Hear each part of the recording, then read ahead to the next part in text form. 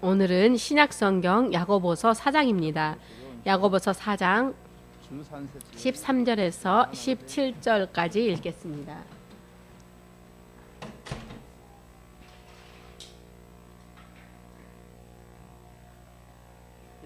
다 찾으셨습니까?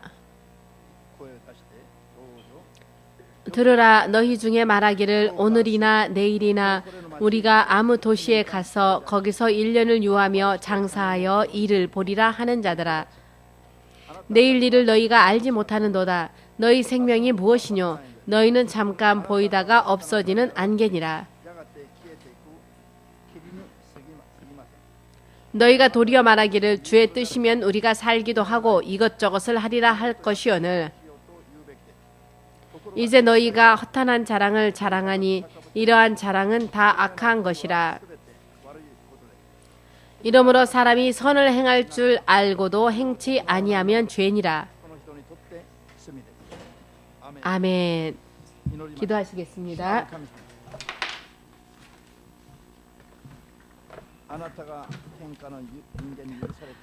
주님께서 우리 모든 이들에게 구원으로 허락하신 예수님의 이름, 영원한 생명에 이룰 수 있게 하시기 위해 우리에게 허락하여 주신 예수 그리스도의 이름을 믿음으로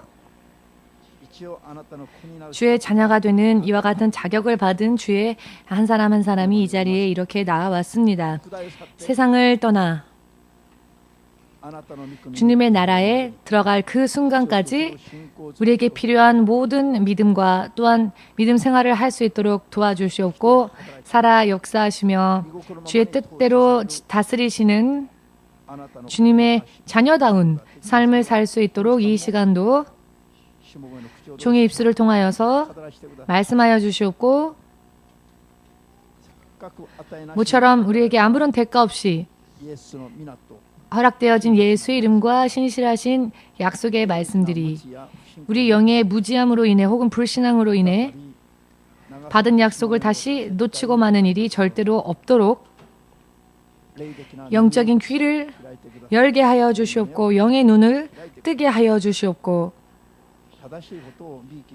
옳은 것을 배우며 옳은 대로 따를 수 있도록 주의 성령으로 도와주시옵소서. 예수 그리스도의 이름으로 기도하옵나이다. 아멘. 할렐루야.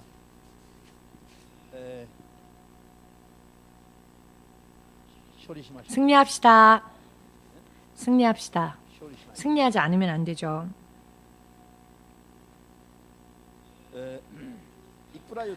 아무리 강조하여도 죽을 때까지 들을 수 있는 귀를 가지지 못하는 사람들이 있습니다.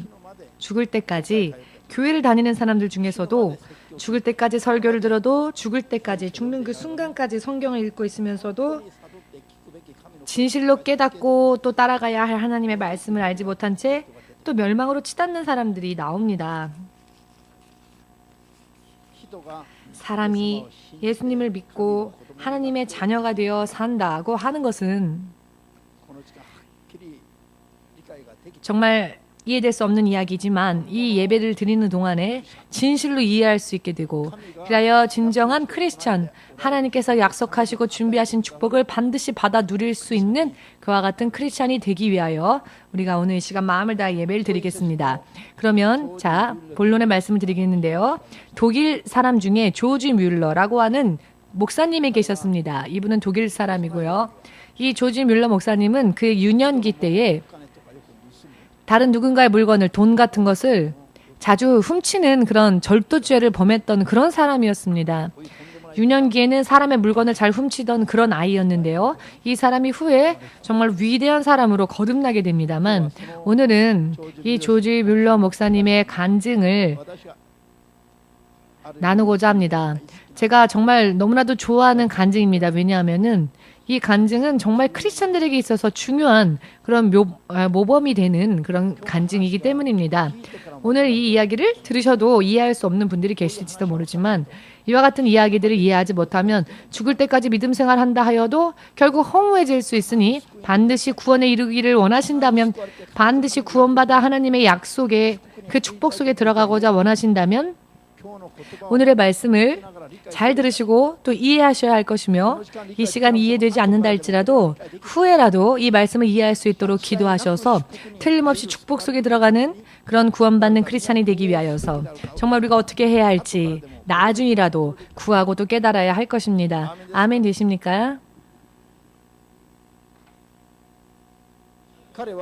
조지 뮬러 목사님은 은혜 받았고 믿음이 강해졌고 그의 마음에 선교를 향한 그와 같은 생각이 타오르게 되었습니다. 그는 아프리카를 향하여 선교를 가고자 그 마음이 뜨겁게 타오르기 시작했습니다. 그런데 그는 독일 사람이었기 때문에 영어를 배워서 아프리카 사람들은 대부분 영어를 쓰기 때문에 영어를 배운 후에 선교를 가자라고 생각하여 먼저 영어를 배우기 위해서 영국으로 건너가게 됩니다. 영국에 건너가서 2년 동안 영어를 공부하면서요. 아프리카에 선교를 갈 준비를 착실하게 하고 있었던 어느 날 저녁 기도하는 도중 하나님의 음성이 들려왔습니다. 아프리카에 가는 것을 그만두고 이 영국에 남아서 고아들을 보살피는 일을 하라. 고아원을 건설하여 고아들을 보살피는 일을 하라. 생각해보지도 못했던 이야기였습니다. 그의 마음은 아프리카 대륙을 향하여 타오르고 있었습니다. 저 빈곤한 나라, 가난한 나라, 그렇지만 그 나라에 가서 그 나라 사람들에게 복음을 전하고 싶었습니다. 저 검은 대륙의 사람들을 구원으로 인도하고 싶었습니다. 사실 평범한 사람들은 가고 싶지 않겠죠? 그 아프리카에. 그렇지만 그는 사명감에 불타오르면서 준비하고 있었는데 가지 말라라고 하는 하나님의 음성이 들려오니까 그는 너무나도 실망하여서 하나님 왜 그러십니까? 라고 울면서 하나님께 그 연유를 여쭈었더니 아프리카에 가는 것은 너를 향한 나의 계획이 아니다. 하나님의 마음, 너를 향한 하나님의 계획은 너가 영국에 남아서 고아들을 돌보는 일을 하는 것이다. 울면서 기도하는 그를 향해 하나님은 그래도 가고 싶다면 아프리카에 가라. 대신 너가 간다면 가서 네가 하는 모든 일은 나하고는 상관없는 너의 길일 뿐이다. 라고 하나님께서 말씀하시더랍니다. 여러분 이 이야기를 이해하지 못하시면 믿음 생활이 바르게 되기가 어려워집니다. 이 이야기를 우리는 이해를 해야 하는데요.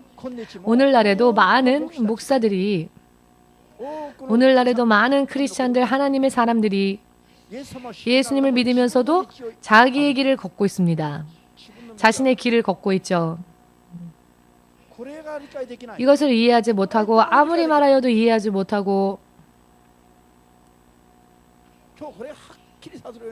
오늘 이 부분을 정말 확실하게 이해할 수 있도록 기도하시기 바랍니다.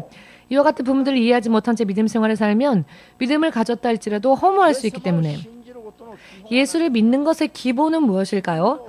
나의 생각, 나의 기분, 나의 마음, 나의 계획을, 나의 힘 등등을 의지하여 내 뜻대로 사는 것을 그만두는 일이 바로 믿음의 시작입니다. 나를 위하여서 죽으신 예수님으로 인해 사는 것, 이것이 바로 믿음의 시작이어야 하며 또 완성이어야 합니다. 아멘. 스스로의 힘으로 사는 것을 포기하려 하지 않는 한 진정한 크리스찬이 되기는 어렵습니다. 생각을 해보시길 바랍니다, 여러분. 우리는 대부분의 삶을 조지 뮬러처럼 자기의 뜻과 자기의 계획대로 살죠. 예수를 믿는다고 해서 다른 사람들이 생각하지도 못했던 예수를 믿으니까 또 다른 사람들은 생각하지도 못한 아프리카 선교를 향하여서 마음이 타오르고 있는 조지 뮬러. 어떤 의미로 볼 때에는 정말로 믿음이 뜨겁고 하나님이 제일 기뻐하는 사람이 아닐까라고 그렇게 생각하기 쉬운 그런 일들이죠. 아프리카에 선교를 가고 싶다 하는 사람이 있겠습니까? 그런 마음이 있는 분 나와보십시오. 한 분도 안 계시군요. 한 분도 안 계시죠? 여러분들보다도 믿음이 뜨거웠다는 것입니다. 그렇기 때문에 당연히 정말로 아프리카 가고 싶지 않으십니까? 정말로 손 아무도 안 드시네요. 가라 하지 않을 테니까 그래도 손 안 드십니까? 네, 이런 크리스찬들이 많이 있죠. 자, 그러니 조지 뮬러 목사님은 누가 보아도 하나님께서 기뻐하실 거라 생각하지 않습니까? 아무도 가고 싶어 하지 않는 곳을 가고자 하니까 하나님을 전하기 위해서. 그런데 하나님은 말씀하십니다. 너의 그 마음으로 아프리카에 간다 할지라도 그것은 너와 나는 관계없는 길이다. 나와는 관계없는 길이다. 라고 하시는 이 말씀을 지금도 이해하지 못하는 크리스천들이 많이 있죠. 목사님들조차 만일 목사님들 가운데 이와 같은 설교를 들으시는 분이 계시다면 지금 깨달아야 합니다. 아직까지도 이 부분을 깨닫지 못하는 분들이 계시니까요. 제가 믿음을 가지고 난 뒤에 가장 중요한 것이 무엇인가 하면 바로 이 부분이라고 생각합니다.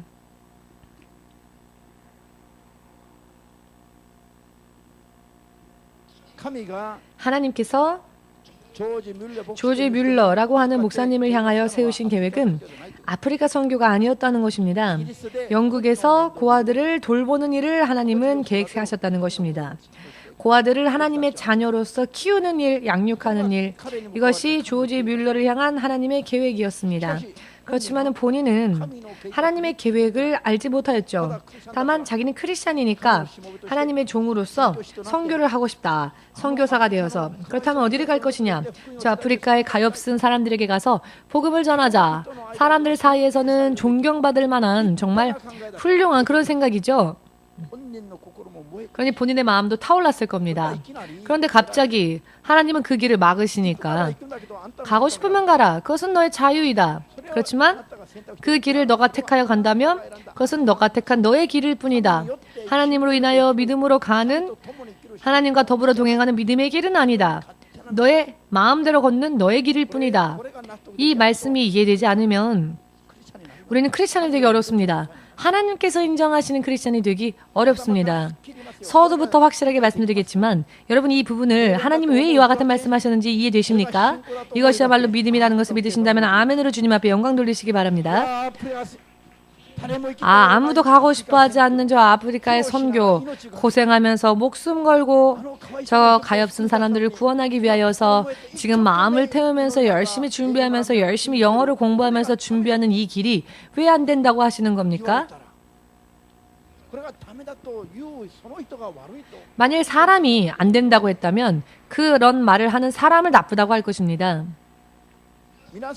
여러분들이 생각하시는 믿음, 하나님께서 또 우리에게 원하시는 믿음, 그 믿음이 얼마나 차이가 있는지 이 부분을 통해 우리가 깨닫지 않으면 나는 내 나름대로 믿음 생활 열심히 한다고 생각하지만 그러나 실제로는 하나님과는 아무런 관계가 없는 그와 같은 삶일 경우가 많이 있다는 것입니다. 잠언 19장 2절 3절 말씀을 보시면요. 잠언 19장 2, 3절 말씀을 보시면 지식이 없으면 구하여도 무모할 뿐이다.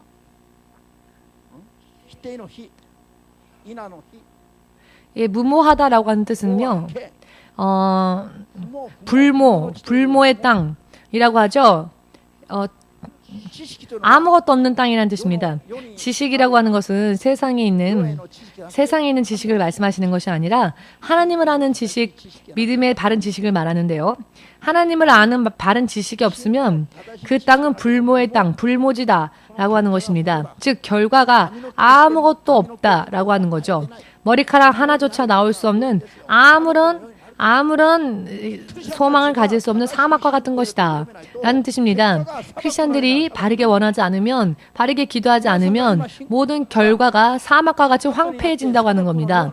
여러분들이 기도하는 것들과 여러분들의 믿음 생활이 나중에 사막과 같이 황폐한 것이 되어버린다면 어떻게 하시겠습니까? 발이 빠른 자는 실수하기 쉽다라고 하는 말씀이 있는데요. 하나님의 영이 허락하시고 함께 동행하지 않으시는데 자기 마음대로 하나님보다 먼저 달리는 자를 뜻합니다. 발이 빠른 자라고 하는 것은 이것은 발이 빠른 자, 즉 하나님보다 먼저 달리는 자는 범죄하기 쉽다라는 뜻입니다. 하나님의 뜻이 무엇인지를 모르는 상태로 아직 성령이 역사하지 않으셨는데 자기가 먼저 자기 뜻대로 달리니까요. 결과 잘못을 범하게 된다라고 하는 것입니다. 하나님께서 허락하시고 하나님께서 함께 역사하시지 않는데 자기 마음대로 하나님보다 먼저 달리면 결과는 잘못되어지는 것. 잠언 19장 3절 말씀이에요.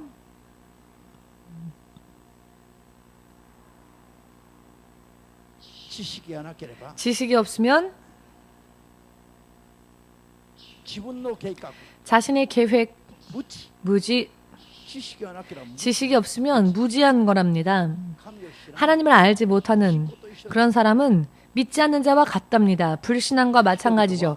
사람들은 자기의 길을, 자기의 인생을 기도하지 않고 스스로 굽혀버리고 스스로 굽어버립니다.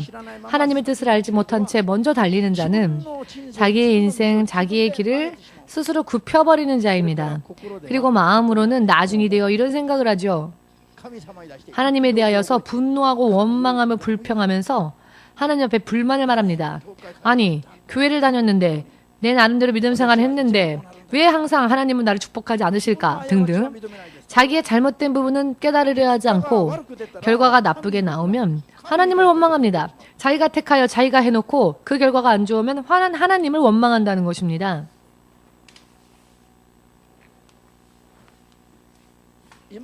지금까지는 상관없습니다만 이 설교를 듣고 난 다음에도 또다시 믿음 생활에서 실패를 거듭 되풀이하면서 자신의 문제에 대해서는 깨달으려 하지 않고 하나님을 원망하는 사람이 절대로 나오지 않기를 바랍니다. 아멘. 여러분, 결과가 나쁜 결과가 나왔을 때 하늘을 향하여 하나님 당신은 도대체 어디 계십니까? 하나님께 화를 내면서 하나님을 원망하면서 하나님과 싸워서 이긴 적 있는 분 손 들어 보십시오. 하나님이 그래 내가 미안하다 라고 하신 적 있으십니까? 하나님이 그래 내가 미안해 내가 너한테 잘못을 행하였구나 내가 너에게 졌다 이런 일이 있을까요? 없습니다. 하늘을 향하여서 도대체 무엇합니까? 우리가 아무리 난리를 쳐도 하나님은 조금도 움직이지 않으십니다. 벼락 한 번 치면 금세 깜짝 놀라서 두려워 벌벌 떠는 우리이면서 죄송합니다. 제가 잘못했습니다. 제가 범죄했습니다. 제가 졌습니다. 이렇게 말할 거면서 자, 하나님께 감히 원망하는 사람들이 있는데요. 하나님이 먼저 매를 드시기 전에 빨리 하나님의 뜻을 깨닫고 하나님의 계획을 깨닫고 하나님의 뜻대로 따라가는 바르고 틀림이 없는 믿음을 지금 이 시간 만들어야 할 것입니다. 절대로 하나님께서는요, 우리들에게 지지 않으십니다. 아멘. 처음은 하나님을 향하여 외치고 원망하고 분노하고 화를 내었다 할지라도 하나님은 그저 하나님께서 가만히 계시면 시간이 지나면 모두가 다 쇠약해지고 기력이 쇠하죠. 지는 건 결국 우리입니다. 지금 내 근육이 대단하다고 해서 감히 하나님의 뜻도 물어보지 않고 내 마음대로 걸으려고 하면 안 됩니다. 크리스찬들은 이해하지 못하는 부분들, 크리스찬임에도 불구하고 무엇이냐? 예수를 믿고 기본적으로 교회를 다니고 그리고 기도 생활을 하면은 응답이 있고 이와 같은 단계만 사람들은 구하죠. 믿노라 마음의 결심을 하면 그것만으로도 나는 구원받았다라고 생각하고 있으며 하나님이 다 책임져 주실 것이다 라는 이런 너무나도 어리석은 생각들을 사람들은 하고 있는데요. 전혀 그렇지 않습니다, 여러분. 전혀 그렇지 않습니다. 호세아서 4장 6절 말씀을 보시면 내 백성이 하나님께서 모처럼 택하신 하나님의 백성들이 하나님을 아는 지식이 없으므로 다시 멸망한다라고 하셨습니다. 하나님께서 택하셨음에도 불구하고 하나님의 택한 백성들이 하나님을 알지 못함으로 인해 망한다는 것입니다. 사람들이 믿음으로 구원에 이를 수 있는 그와 같은 삶을 살지 않으면 결국 심판받게 되는 것도 바로 우리라는 것입니다. 심판자는 마귀가 아니라 하나님이십니다. 우리는 이것을 알아야 합니다. 누구나 다 천국에 다 들어갈 수 있는 것은 아니고 성경을 보시면 극히 적은 무리, 소수의 무리만이 들어간다 하셨습니다.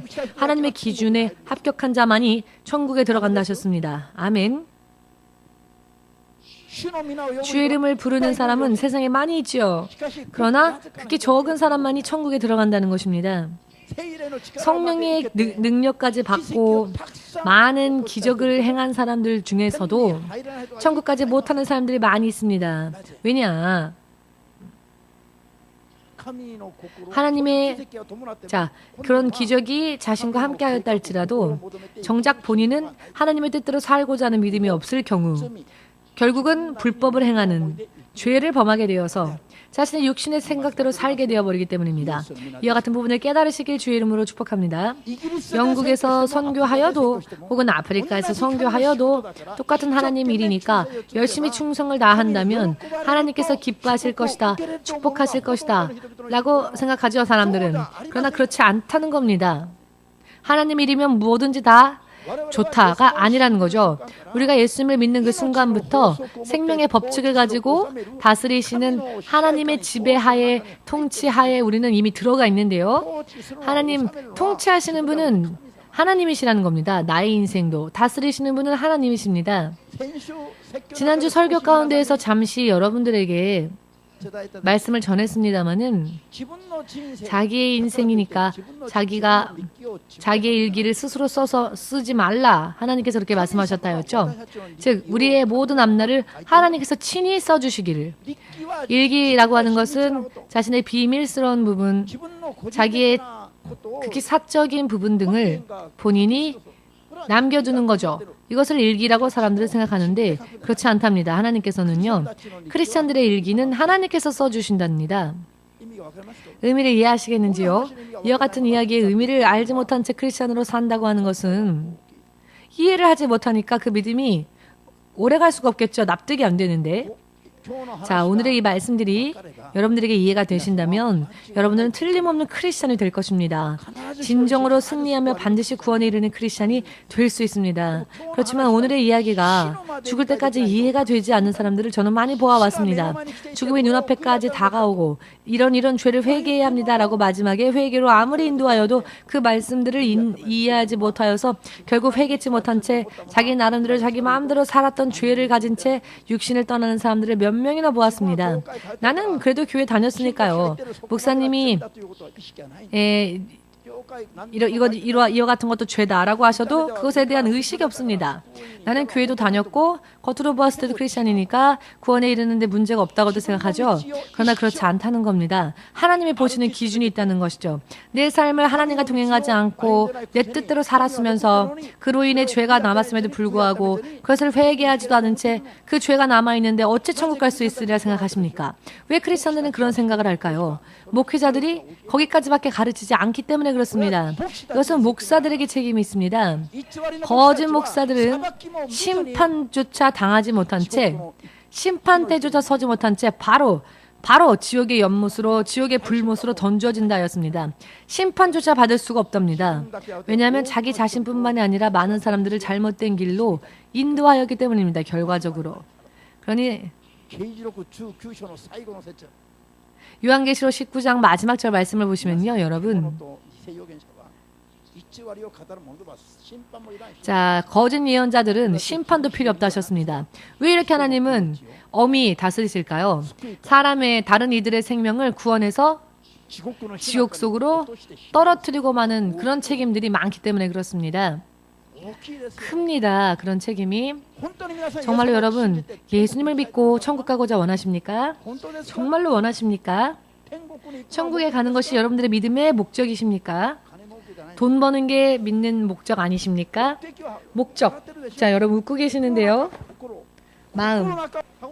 내 마음을 살펴보면 목사님의 말이 전혀 틀리지도 않다라고 하는 분들이 계실 겁니다. 정말로 천국 가는 게 목적이기 때문에 그것을 위해 모든 것을 다 바칠 수 있는 사람이 과연 몇 명이나 이 자리에 있을까요? 대부분이 내 가족, 내 건강 혹은 물질적인 문제 때문에 기도하려고 하나님 앞에 나오고 있지는 않습니까? 이와 같은 것들이 만족되어지면 아, 내가 교회 다니고는 축복받았어요 라고 생각하죠. 그러나 죄를 회개하세요 라고 하면 아, 교회 다니면 너무 힘들어, 피곤해, 맨날 무슨 죄를 회개하래. 그와 같은 감각을 버리지 않는 한 믿음을 이해할 수 없습니다. 아프리카 선교를 열심히 하는 것과 영국에서 열심히 선교하는 것과 일반적인 크리스찬들이 그냥 상식적으로 생각할 때에 하나님을 알지 못하는 사람들도요.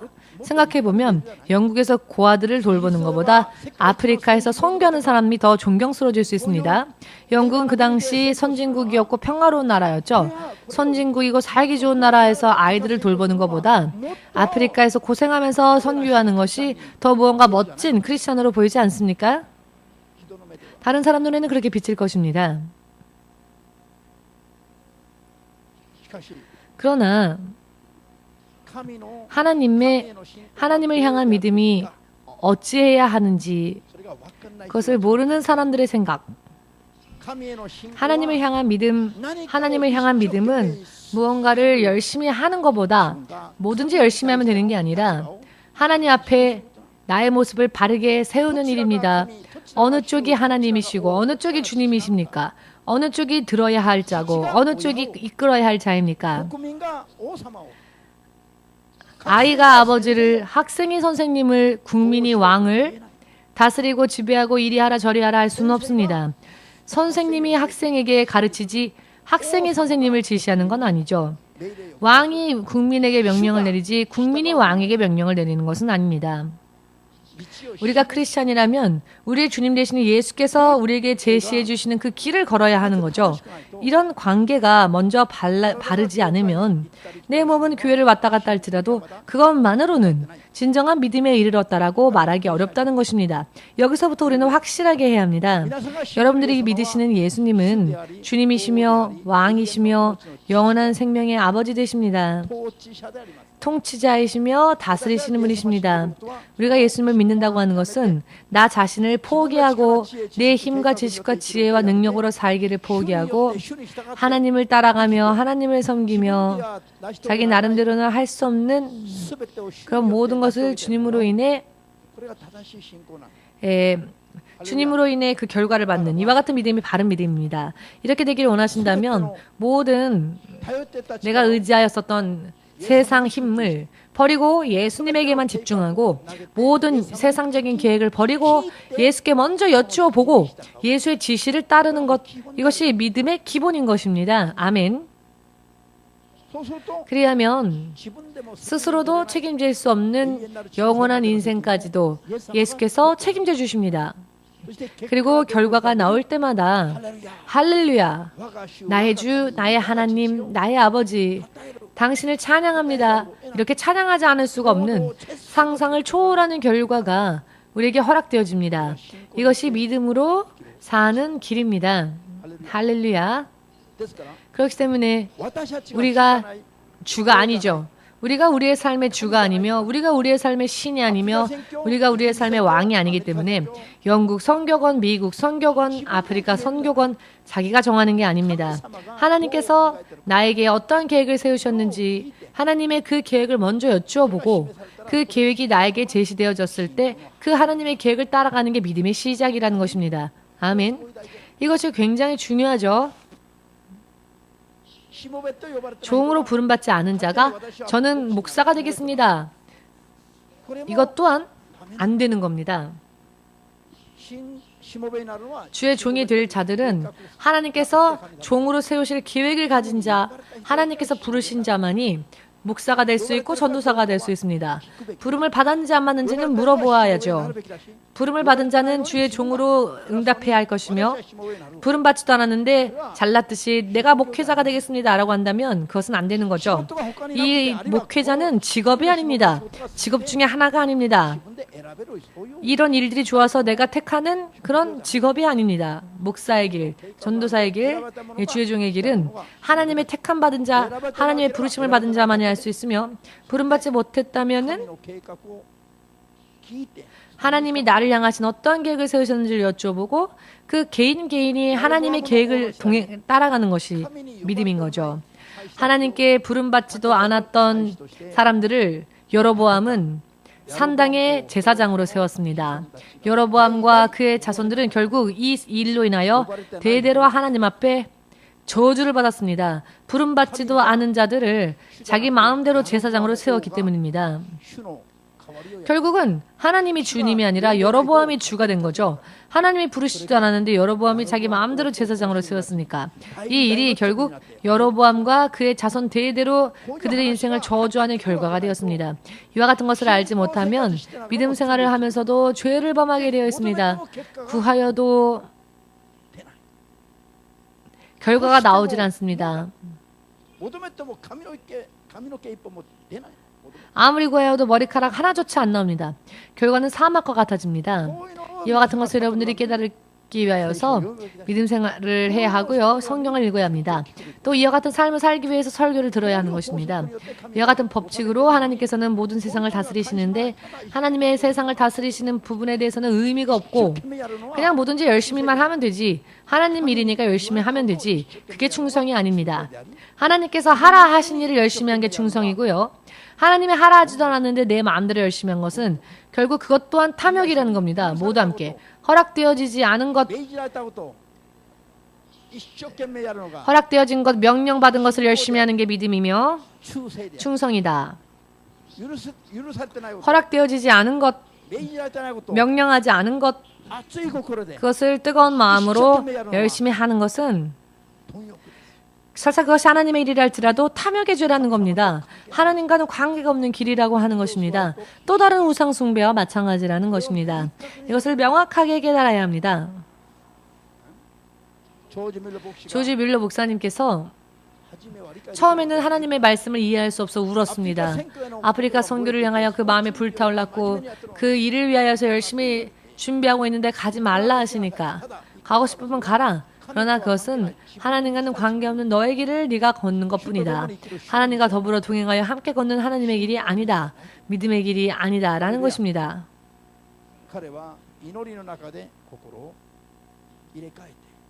그는 기도 가운데 마음을 새롭게 하였고 결국은 하나님의 뜻대로 순종하게 되었습니다.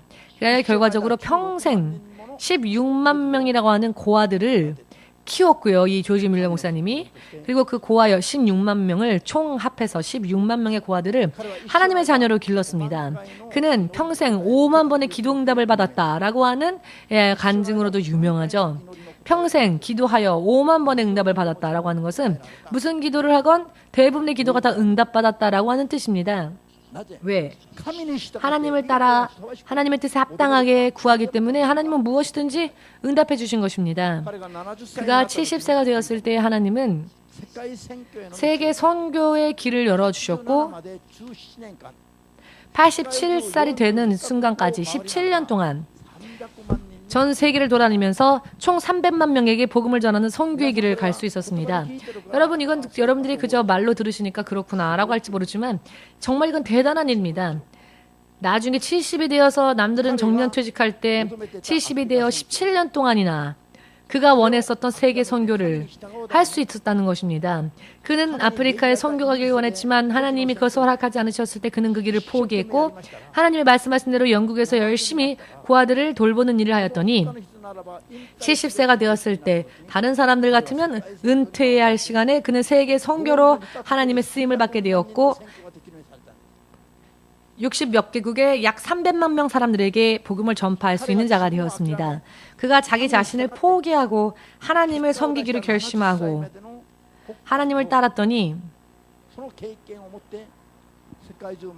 나중에는 전 세계를 다니면서 하나님의 말씀을 전하고 그를 역사하여 주신 하나님을 전할 수 있게 하셨고 그것을 전하였을 때 모든 사람들이 은혜 받았죠. 이것은 정말 덤으로의 축복입니다. 아프리카의 선교를 포기하였던 조지 밀러 목사님은 결국 하나님 앞에서 아무런 손해를 보지 않았죠. 자기가 원하였던 길을 포기하였지만 하나님은 이와 같이 덤으로의 축복까지도 허락하십니다. 생각하지도 못했던 길까지 열어주신다는 것입니다. 내 스스로의 힘으로 사는 것보다 하나님의 힘을 빌려 살면 상상할 수 없었던 것까지 하나님은 축복하여 주시고 인도해 주신다라고 하는 대표적인 예, 대표적인 간증이라 할 수 있습니다. 그렇지만 이와 같은 이야기를 들으면서 여러분 여러분 얼굴들이 왜 이렇게 어두워지셨습니까?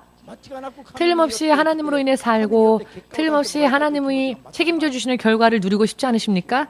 아우 어떡하지? 아우, 내 나름대로 살고 싶은데 그럼 안 되는 거야? 내 나름대로 살고 싶은데 이것도 안 되고 저것도 안 되나? 열심히 하고 싶은데 열심히 하면 안 되나? 이런 마음을 가지고 계신지 여러분 얼굴들이 다 어두우신데요. 우리는 이런 말씀을 들을 때 기뻐해야 합니다. 아, 그렇구나. 축복받는 비결을 깨달았다. 이렇게 모두 기뻐해야 할 텐데 왠지 여러분들 얼굴이 어둡습니다. 정말 여러분은 진정한 크리스찬이십니까? 반드시 승리하는 길을 여러분들에게 알려드려도 왜 얼굴이 어둡습니까? 옆에 있는 분에게 물어보십시오. 아니, 옆에 있는 분들에게 물으면 실례니까 스스로에게 자문자답하십시오. 너는 진정한 크리스찬이니? 라고. 이와 같은 이야기를 들으면 우리는 깨야 합니다. 번쩍 눈이 띄어야죠. 축복받는 길인데. 졸리던 사람도 번쩍 눈이 띄어야지 할 건데. 아, 그렇구나. 아, 축복받는 길이 이런 길이구나. 이렇게 말입니다.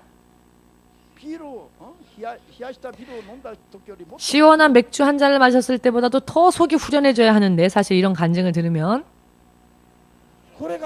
이와 같은 것을 이해하지 못하여서 크리스찬임에도 불구하고 실패하는 자들이 대부분이기 때문에 하나님께서 머리카락 하나조차도 다 헤아리시면서 우리를 위해 계획하시고 우리를 다스리시는 부분을 잊어서는 안 됩니다.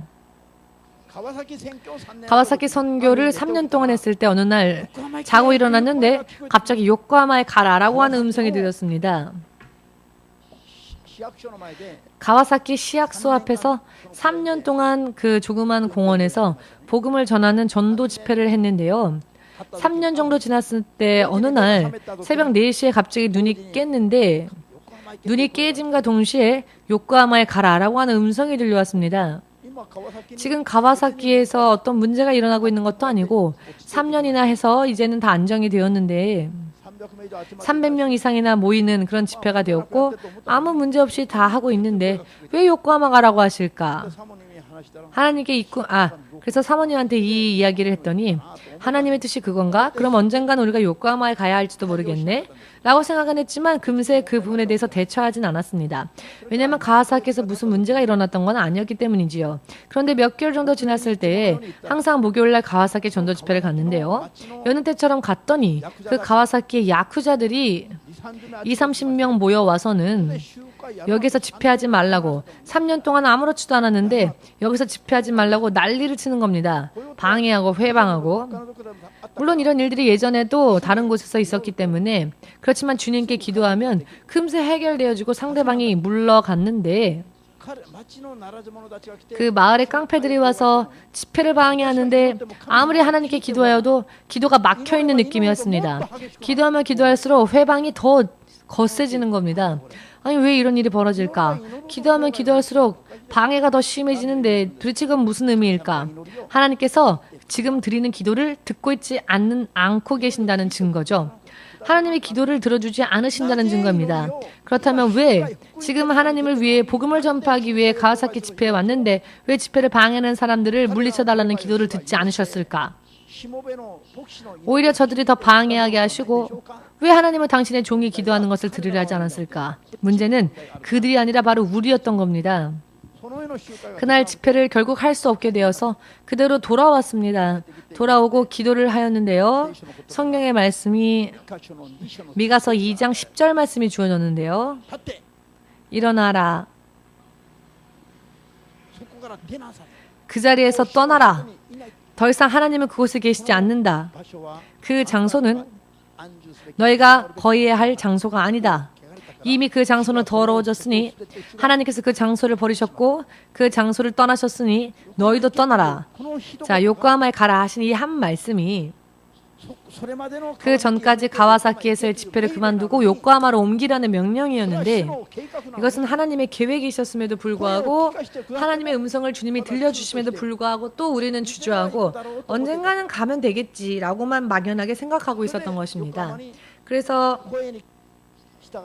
하나님의 음성을 쫓아 금세 요코하마로 가지 않았기 때문에 하나님은 이미 가와사키를 떠나 요코하마에 가 계신데 하나님의 종이라는 자가 주께서 떠나신 곳에 계속 머물러 있고 자신의 생각으로 계속 머물러 있으니까 하나님께서는 마을의 깡패들을 부르시고 20-30명이 모여서 결코 집회를 하지 못하게 하셨고 3년 만에 이런 일이 처음으로 일어났습니다. 교회에 돌아와서 기도하였을 때 미가서 2장 10절 말씀을 하나님이 주셨는데요. 그때 깨달을 수 있었습니다. 열심히 무조건 한다고 해서 그게 다 좋은 것은 아니구나. 하나님의 일이라고 해서 다 열심히 하면 되는 게 아니라 하나님께서 내게 명령하시는 것을 열심히 하는 게 좋은 것이지, 하나님이 명령하시지도 않았는데 다만 열심히 하는 것은 하나님과 아무런 상관이 없는 내 일을 한 것뿐이다.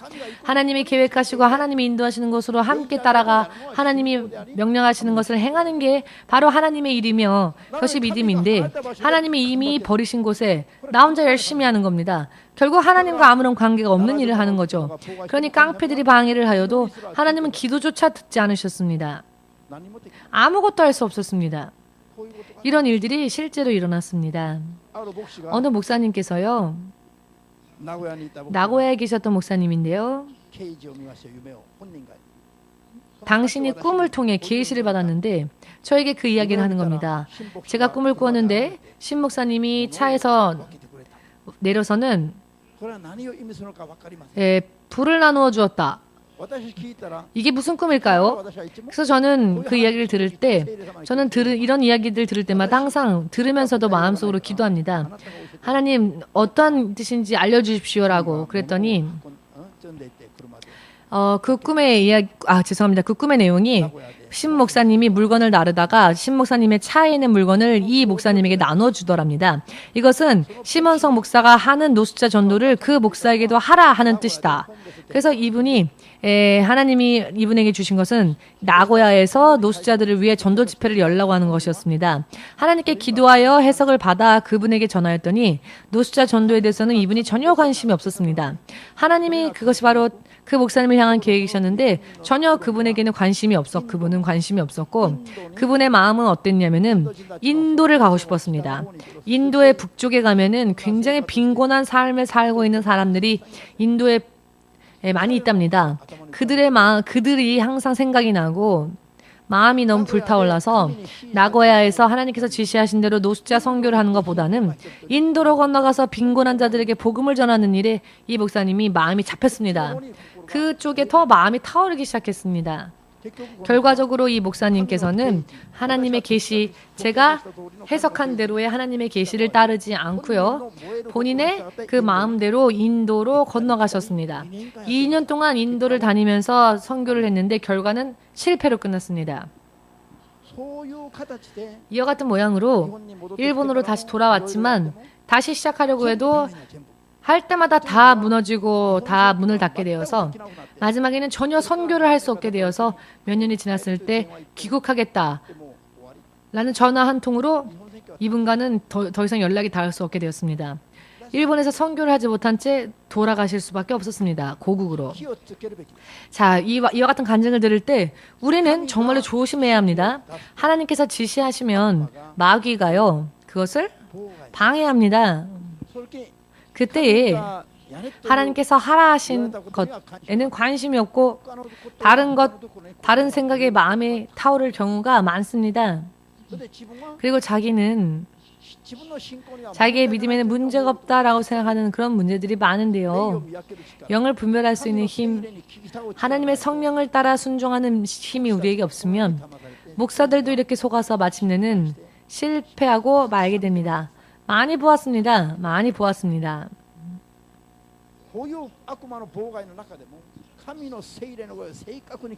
이와 같은 마귀의 회방 속에서도 하나님의 음성을 확실하게 듣고 그 하나님의 뜻을 붙잡는 것이 승리의 비결입니다. 아멘.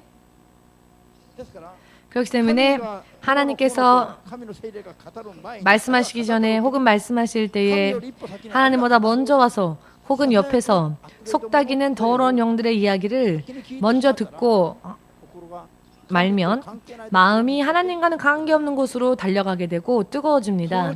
그때 속으면 하나님과 더불어 동행하기가 어려워지게 됩니다. 할렐루야. 이것을 확실하게 여러분 깨달으시기 바랍니다.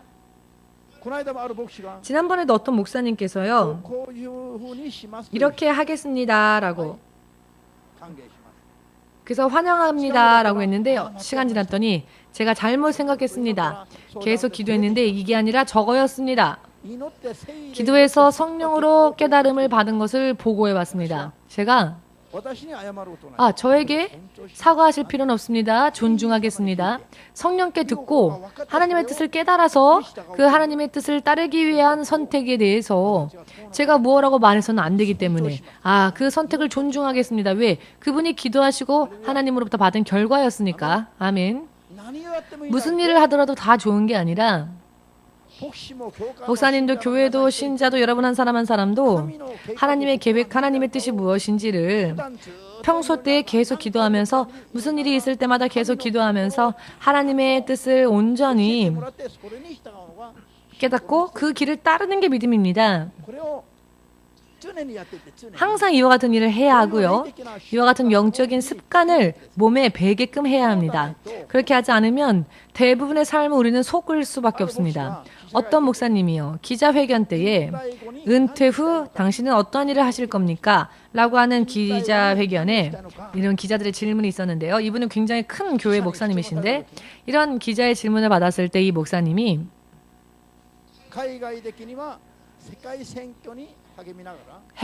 대외적으로는 해외 선교에 힘을 쓰고 대내적으로는 종교 간의 화목과 협력을 위하여 노력하겠습니다. 라고 말을 하였는데요. 여러분, 기자들은 영적이지 않은 사람들일 경우에는 이런 이야기를 들으면 좋습니다 하고 박수를 보냅니다. 다른 크리스찬들 중에서도 참 좋다라고 생각할 수 있습니다. 그렇지만은 이것이 하나님의 계획과 하나님의 뜻과 합당한지 어떠한지를 생각해 보면 여러분 어떨까요?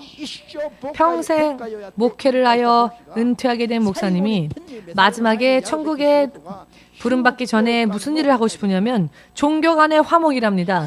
여러분, 예수님 아니면은 구원의 이름이 없습니다라고 숨이 끊기는 순간까지 예수님 이외에는 구원의 이름이 없음을 전해야 할 목회자가 구원을 줄 수 있는 하나님의 이름은 예수의 이름 이외에는 없다라고 정말로 숨이 끊어지는 그 순간까지 전해야 할 하나님의 사람이 종교 간의 화목을 위하여서 내 남아있는 인생을 다 바치겠노라. 이와 같은 말에 박수를 치는 사람이 과연 크리스찬이라 할 수 있을까요? 여러분, 다른 종교들과 타협한다는 말에 박수를 치는 것이 크리스찬일까요? 사탄이 좋아하는 소리죠. 무언가 이야기를 할 때에 무언가를 했을 때에 사람들에게 기뻐함을 받는 일 그리고 자기 마음이 뜨거워지는 일에 대해서는 한번 생각해 봐야 합니다. 위험할 수 있으니까요. 육의 생각일 수 있습니다. 하나님의 뜻이 무엇인지를 명확하게 듣고 이것을 깨달을 때까지 여러분은 발이 빠른 자가 되어서는 안 됩니다. 조금 마음이 분주해도 조금 마음이 두근거려도 일단 나를 누르고 하나님의 뜻이 무엇인지를 구하고 하나님의 뜻이시다 라고 하는 확실한 것을 택해야 합니다. 그렇지 않으면 대체적으로 하나님보다 먼저 발 빠른 자가 되어버립니다. 하나님이 아직 걷지 않으셨는데 즉 하나님의 계획을 묻지도 않고 먼저 달려버리는 자는 죄를 범하는 겁니다. 성경은 일일이 이와 같은 말씀까지도 우리에게 허락하십니다. 주십니다. 여러분, 여러분들의 믿음 생활이 충분히 하나님께서 기뻐하시는 것이라고 생각하십니까? 보면은 아직도 멀었습니다. 지금은 어찌 되었건 결과가 그렇지 않기 때문에 결과가 금방 나오지 않는 것은 하나님이 깨닫게 하시는 또 회개할 수 있는 그와 같은 시간을 허락해 주셨기 때문이지 사실은 하나님의 이 순간이라도 심판하시면 모두가 다 쓰러질 수밖에 없기 때문에 하나님이 심판하실 때마다 우리가 범죄할 때마다 하나님이 바로바로 심판하시면 다음 주에는 우리 교회의 절반도 나오지 못할지 모릅니다. 하나님 앞에 심판받아서. 그러나 하나님의 심판을 느리게 더디게 하시는 것은 빨리 깨달으라. 죄가 무엇인지를 깨닫고 회개하고 믿음을 구하라. 믿음을 만들어라. 라고 시간을 주실 뿐입니다. 우리가 행하는 모든 것이 옳기 때문에 하나님이 기다리고 가만히 계신 게 아니라는 것을 깨달으시길 예수님의 이름으로 축복합니다. 크리스찬들은 실패해서는 안 됩니다. 크리스찬에게는 고난과 시련과 훈련이 있다 할지라도 실패가 있어서는 안 됩니다. 그런데 왜 실패합니까? 왜? 갑자기 교회들이 문을 닫고 왜 갑자기 교회가 망하고 왜 개개인의 믿음 생활에 왜 문제들이 일어나고 나중되어 왜 쓰러집니까? 주께서 함께 하지 않으시는데 내 마음대로 행했기 때문입니다. 하나님께서 금세 심판하지 않으신다고 해서 이대로도 괜찮다, 이대로도 괜찮다라고 생각하지 마십시오. 하나님이 금세 심판하지 않으신다고 괜찮다라고 생각하지 마십시오. 아직 우리에게 회개할 수 있는 시간을 주실 뿐입니다. 금세 심판하면 일주일 지나면 벌써 팔이 잘려 있고 다리가 잘려 있고 눈알이 뽑혀 있고 하나님의 심판으로 인해 사람이 전부 온전해질 수 없어서 하나님은 짧은 시간에 심판하시지 않으시고 짧은 시간에 심판하시면 과연 온전한 신자들이 몇 명이나 있을까요? 이와 같은 것들을 생각해 보신 적 있으십니까? 이와 같은 것들은 정말 깨달아야 할 현실입니다. 하나님의 심판, 하나님의 통치를 이해하지 않으면은 10년, 20년 교회를 다녀도 믿음에 대한 결과가 나오지를 못합니다. 사실은 열심히 성실히 교회를 다니면은요, 하나님을 만나고 금세 만나고 영적인 것을 금세 깨닫고 영적인 것이 보이고 사람이 실로 어떻게 살아야 할지가 보일 것입니다. 그러나 바르게 구하지 않고 있기 때문에 아무리 교회를 다녀도 엉망진창. 사실은 3년, 5년 교회를 다닌 사람들은요, 목사님에게 목사님 이것은 어떻게 해야 할까요? 라고 물어서는 안 됩니다. 사실은 성경을 읽고 또 기도를 할 수 있으니 자기 스스로 열심히 기도하여서 성경의 말씀을 의지하여 하나님의 계획을 묻고 그 길을 찾아야 하는데 10년 교회 다녀도 20년 교회 다녀도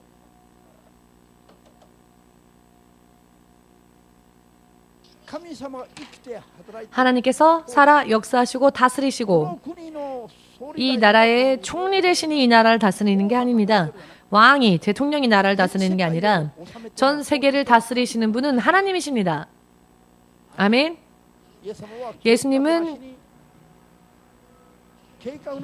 계획 없이 통치하시는 분이 아니시고 창세 이전부터 세상과 우리를 만드시기 이전부터 계획을 세우시고 그 세우신 계획을 지금 실행하시면서 당신의 스케줄을 내로 통치하고 계십니다. 개인이 어찌 살아야 할지 일본 선교 이것은 제가 태어나기 이전부터 창세 이전부터 신원석이라고 하는 사람에 대해 하나님께서 한국인으로 태어났어도 일본에서 목회를 하여 일본 선교를 위해서 하나님께서 쓰실 또 그와 같은 도구로 이와 같은 것은 이미 하나님의 창세 이전부터의 계획입니다. 많은 목회자님들이 저한테 신 목사님 이렇게 일본에서 정말 이렇게 고생하지 마시고 이렇게 열정을 일본에서 쏟을 바에 이 똑같은 열정을 한국에서 쏟으면 더 부흥할 텐데요. 이런 이야기를 많이 들었습니다. 그렇지만 그와 같은 이야기를 하시는 목사님들의 얼굴을 지그시 저는 봅니다. 이 목사님은 하나님의 뜻을 전혀 모르는 분이시구나 라고. 일본 선교는 제가 택한 길이 아닙니다. 노스자 선교도 제가 택한 길이 아닙니다. 성경을 전하는 이 길을 택한 것도 제가 아닙니다. 하나하나 기도하였을 때 하나님께서 이렇게 하라 저렇게 하라 하셨기에 그 일을 할 뿐입니다. 자기 스스로 생각하여 자기 스스로 결정해도 된다면 왜 예수를 믿습니까? 예수님이 주님이신데 결국 그 사람은 자기가 자기 인생의 주가 아닙니까? 한국에 가서 일본에서 하는 것처럼 하면 더 크게 교회가 커질 것이다. 그것은 사람의 생각이지요. 예수님이 필요 없지 않습니까? 그렇다면 저는 제 스스로 사는 것을 포기하고 예수님으로 인해 그 지시에 순종하기 위해서 일본 선교를 하고 있습니다. 아멘. 믿음 생활이 이와 같아야 합니다. 한국에 가서 하면 더 인기를 끌 수 있을 것이다. 더 부흥할 수 있을 것이다. 그와 같은 이유로 한국 가서 선교한다면 그것은 하나님과는 관계없는 내 길이죠. 그렇게 하려면 하나님을 왜 믿습니까? 내 뜻대로 하려거든 왜 하나님의 일을 합니까? 믿음이 무엇인지를 지금 여러분 깨달으셔야 합니다. 믿음 생활이 무엇인지에 대해서 스스로 사는 것을 포기하는 것, 스스로의 힘으로 사는 것을 포기하고 하나님을 의지하는 것입니다. 왜 방위청 앞에 이 교회가 이전되어졌을까요? 왜 신바시로 교회가 이전되었을까요?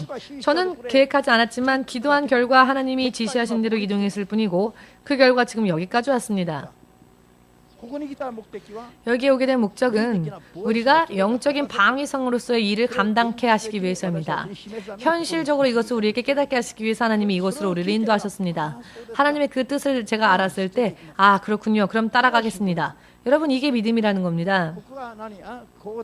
여기는 교통이 편리하니까 혹은 일본 사람들이 좋아하는 장소이니까 이와 같은 것은 교회의 성전을 택하는 데 아무런 이유가 안 됩니다. 하나님이 지시하셨기 때문에 기도할 때 그래서 온 것입니다. 아멘 되십니까? 하나님은 어느 교회나 계시죠? 라고 하는 분들이 있죠? 그런 분들 많이 계시는데요. 아니요. 하나님은 어느 교회나 함께 하시는 게 아닙니다. 당신과 함께하는 하나님은 이 자리에만 있습니다. 나와 함께 하신 하나님도 이 자리에 있습니다. 내가 여기를 그만두고 다른 곳에 가면 그 하나님은 나와 함께 하지 않으십니다.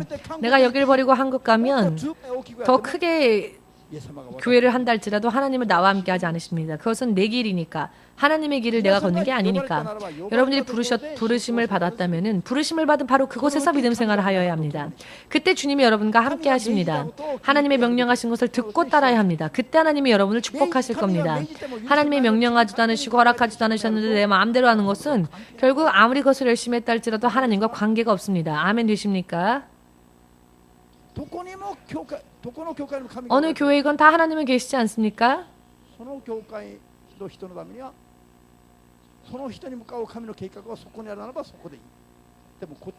그 사람을 향한 하나님의 뜻이 그 교회에 있다면 그 교회에 가야 되겠죠. 그러나 이 교회에 있다면 이 교회에 있어야 합니다. 교회도요, 내 뜻대로 정하는 게 아니라 기도하여 성령의 인도하심을 받아야 합니다. 지금까지 예수를 믿고 여태까지 살아오면서 처음 신학교의 문제, 제 스스로 결정하여서 주님이 함께하지 않으시고 결국 사탄의 소굴에 들어가는 사탄의 소굴에 들어가는 꿈을 하나님이 꾸게 하셔서 저는 사실 하나님의 뜻을 묻지 않고 신학교를 처음 공부하려고 했을 때 제 뜻대로 결정했습니다.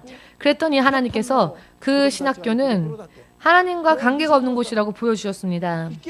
가면 갈수록 정말로 이것을 다시 생각할수록 정말 내가 여기 오지 않길 잘했다. 여기는 정말 사탄의 소굴이었다. 내가 속을 뻔했다.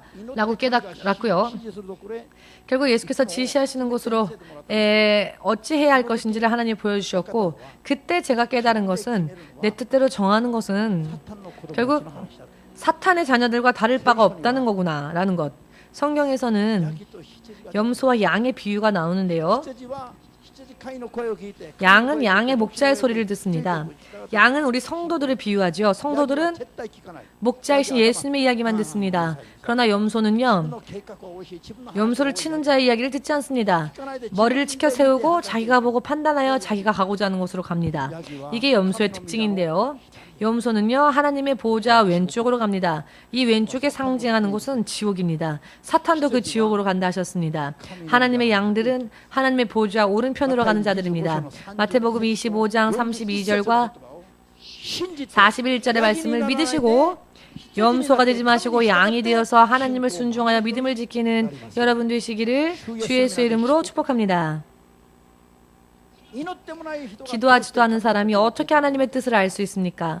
기도하지도 않는 사람이 계속 기도하면서 나를 버리고 나의 감각, 생각, 계획을 버리고 하나님께 무엇을 앞으로 어떻게 해야 할지를 기도하고 하나님의 지시하심을 듣고 가는 자가 아니면은 이와 같은 이야기가 통하지를 않습니다. 안 통합니다. 자기가 자기의 인생을 책임져야 합니다. 예수를 믿은 것이 결국 아무런 의미가 없는 것이 되어버리면 안 되니까요. 죽을 날이 눈앞에 다가오는데 아무리 이게 죄예요, 그러니 회개하세요 라고 해도 그걸 알아듣지 못하는 사람들이 있는데 왜냐? 스스로 생각하기를 나는 교회를 몇 년이나 다녔고 교회에서 하는 일에 나도 적극적으로 참가했으니까 나는 확실하게 크리스찬이다 라고 생각하기 때문이지요. 그러나 그 사람은 영적으로 볼 때 아직 천국 갈 준비가 되어 있지 못하다고 하나님께서 가르쳐주신 그런 사람들이 있었습니다. 그래서 이런 게 죄이니까 그것을 회개하셔야 합니다라고 마지막까지 이야기하여도 결국 그 이야기를 듣지 못하는 사람들을 제가 몇 명이나 보아왔습니다. 자기 생각이 꽉 차서 영적인 육의 생각으로는 하나님과 관계가 맺어질 수가 없습니다. 여러분, 믿음의 기준을 하나님의 레벨로, 하나님의 마음과 계획, 하나님의 기준으로 맞추지 않으면 안 됩니다. 할렐루야. 오늘 이 이야기를 들으시고 여러분이 이해되신다면 정말 최고입니다만은 그러나 목사님들 중에서도 이런 이야기에 아멘하지 못하는 분들이 많습니다. 그러니까 목사님들도 실패하지요. 왜 목사님들이 실패하고 왜 교회가 문을 닫고 왜 건물이 없어서 커피점에서 예배를 드리는 이런 교회들이 많아질까요? 어떤 분은 1부 예배는 A교회, 2부 예배는 B교회, 똑같은 예배당에 교회가 몇 군데나 있습니다. 그런 곳도 있습니다. 왜 예배당이 없어서 결국 커피점이 예배 드리는 곳이 됩니까? 하나님이 함께 하신다라고 말할 수 있을까요? 하나님의 계획은 너의 시작은 미약하였다 할지라도 너의 시작이 가난하며 도둑이라 할지라도 그곳에서 나와서 예수님을 믿고 하나님을 따르면 심히 창대해질 것이라고 하나님을 간증케 하실 거라고 증거케 할 거라고 하셨는데 왜 점점 가면 갈수록 더 나빠집니까? 하나님의 뜻대로 살아서 하나님께서 그 인생을 책임져 주시는 그와 같은 삶을 실제로 살지 못했기 때문에 결국 자기 마음대로 살았기 때문입니다. 할렐루야. 굉장히 중요한 이야기입니다. 굉장히 중요한 이야기입니다. 목회자들도 이와 같은 실패들을 거듭 되풀이하는데 신자들이 실패하는 것은 어떤 의미로 볼 때는 당연하다고도 할 수 있겠죠. 그러나 당연하다고 그냥 인정해 줄 수는 없죠. 여러분들의 인생은 예수님을 믿게 된 다음부터는 실패가 있어서는 안 됩니다. 육의 생각이 영의 생각으로 죄인이 하나님의 자녀로 거듭나기 위해서 여러 많은 시련과 훈련은 있겠지만은 실패가 있어서는 안 됩니다. 아멘. 예수님을 믿고 천국 갈 때까지 가장 중요한 이야기가 바로 오늘의 이야기입니다. 아멘. 이것을 깨닫지 못하는 분들이 많기 때문에 이와 같은 하나님의 통치를 모르기 때문에 열심히 한다고 하면서도 결과가 나올 때 보면 항상 실패인 겁니다. 이게 가장 무섭죠.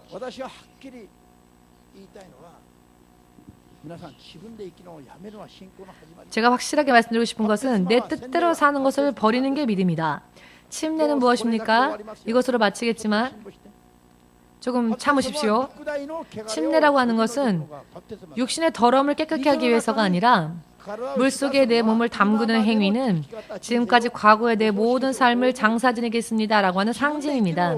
내 뜻대로 살았던 과거를 물속에 장사 지내고 물 위로 올라올 때에는 과거에 나는 죽었으니까 과거에 나는 죽었는데 더 이상 나는 이렇게 할 거예요, 저렇게 할 거예요 라고 나올 리가 없죠. 나는 죽었으니까 그런 말이 나와서는 안 되는 겁니다. 나는 죽은 겁니다. 침례를 받는 순간 나는 죽었고 물 위로 올라올 때는 예수로 인해 사는 겁니다. 이것이 침례의 상징입니다. 베드로전서 3장 1절 2절 말씀.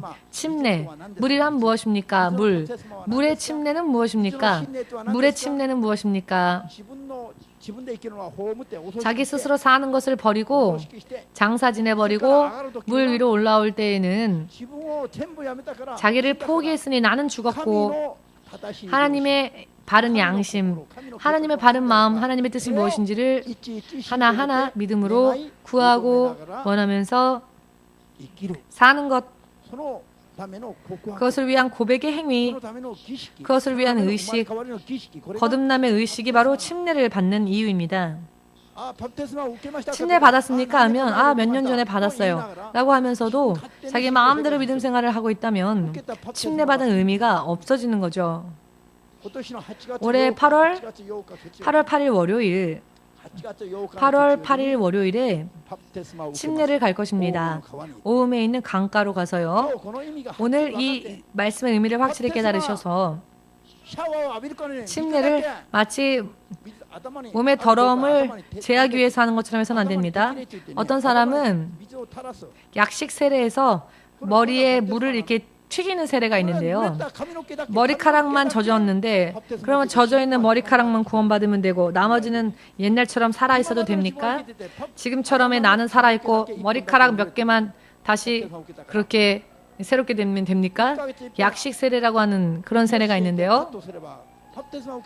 한 달에 한 번 미용실에서 머리 자르면 자 세례받은 약식 세례받은 머리카락이 다 잘려나가면 과거의 나는 다시 되살아나는 건가요? 의미를 모르니까 약식 세례를 받는 건데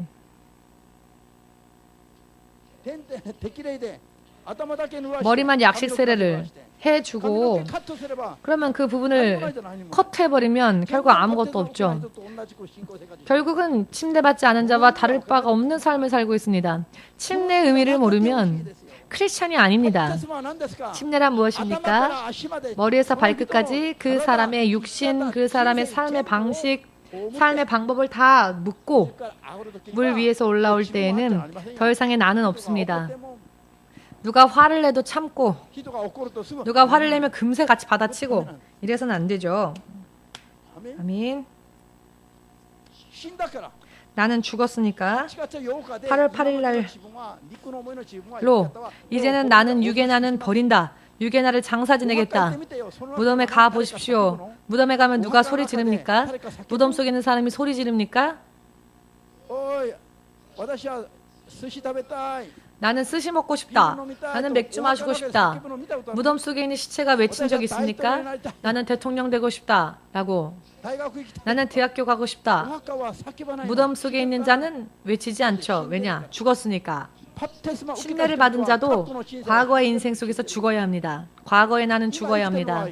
살아있는 지금의 나는 하나님의 자녀로서 사는 겁니다. 이것이 침례의 진정한 의미입니다. 지금까지의 침례 본인이 생각을 해보십시오.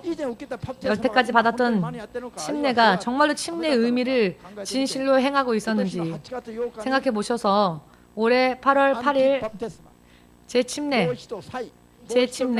여러분 예전에 침례를 받았어도 아무 의미 없이 또다시 범죄하였었다면 다시 침례 받으셔서 새로운 사람으로 거듭나십시오. 아침 9시에 교회를 바로 나갈 것이기 때문에 아침 9시까지 침례 받으시고자 원하시는 분들은 정말 성경의 말씀대로 침례 받고 정말 하나님의 새로운 사람으로 거듭나기를 원하시면은 8월 8일 아침 월요일 9시까지 교회에 오십시오. 진정한 의미에서 믿음으로 침례를 받으면 하나님이 그 사람을 지켜주실 겁니다. 내가 하고 싶은 것을 포기해도 절대 손해보지 않게 하십니다.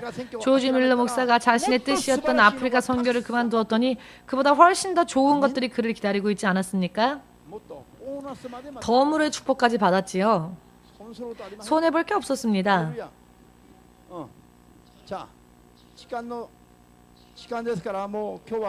오늘은 이것으로 마치겠습니다만은 아직 이해되지 않으시는 분들은 이해될 수 있을 때까지 계속 기도하시고 정말로 진정한 믿음 위에 진정한 참된 믿음 하나님께서 책임져 주시는 믿음 위에 거듭나셔야 합니다.